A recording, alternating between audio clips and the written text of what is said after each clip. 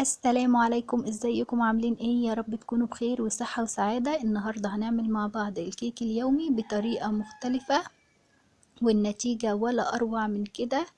كيك ناجح 1000000%، هاش مرتفع فاتح وطعمه ولا اروع من كده.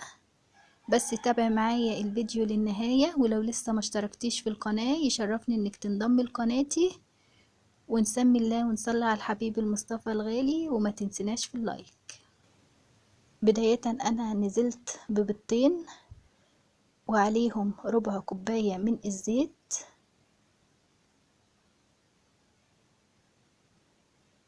وهنزل بكوباية وربع من السكر،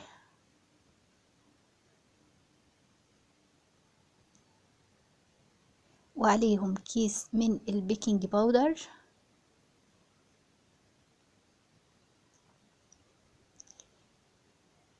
وكمان معلقة من الخل، ورشة من الفانيليا. لو عندك اكياس حطي كيسين من الفانيليا، ما تحاوليش تكتري. لو بتستخدمي الفانيليا السائلة ما تحاوليش تكتري علشان ما تكونش ممررة معاكي.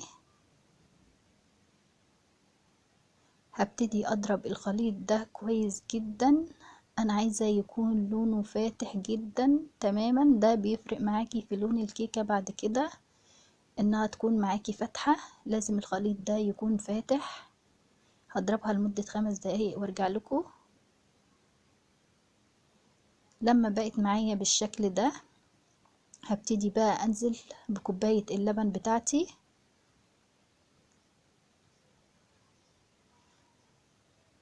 وهرجع اضرب الخليط لمدة من 2 ل3 دقايق تاني. كل ما ضربتي الخليط بيطلع معاكي الكيك هش جدا، فما تحاوليش تسرعي الخطوة دي.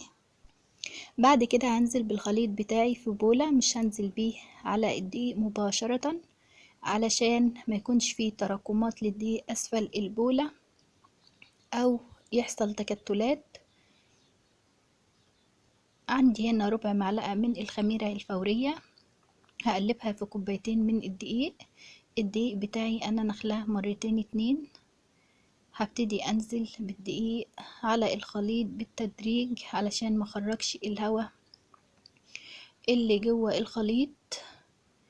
طيب ايه فايدة الخميرة الفورية بتاعتي؟ الخميرة الفورية بتاعتي بتديني هشاشة للكيكة، وبتحافظ عليها انها تفضل هشة حتى بعد ما تخرج من الفرن.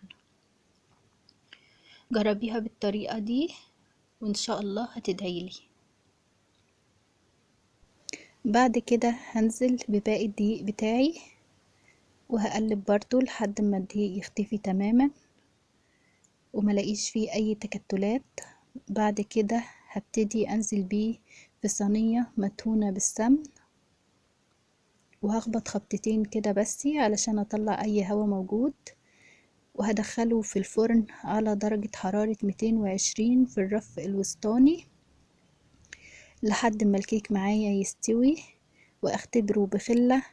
وبعد كده يطلع معاكي بالشكل والجمال اللي انتوا شايفينه. شايفين؟ اللهم بارك. ربنا يحسن ما بين ايدينا جميعا يا رب. لو وصلتي بقى معايا لحد هنا ياريت ما تنسيناش في اللايك والاشتراك في القناة وتفعيل زر الجرس عشان يوصلك مني كل جديد.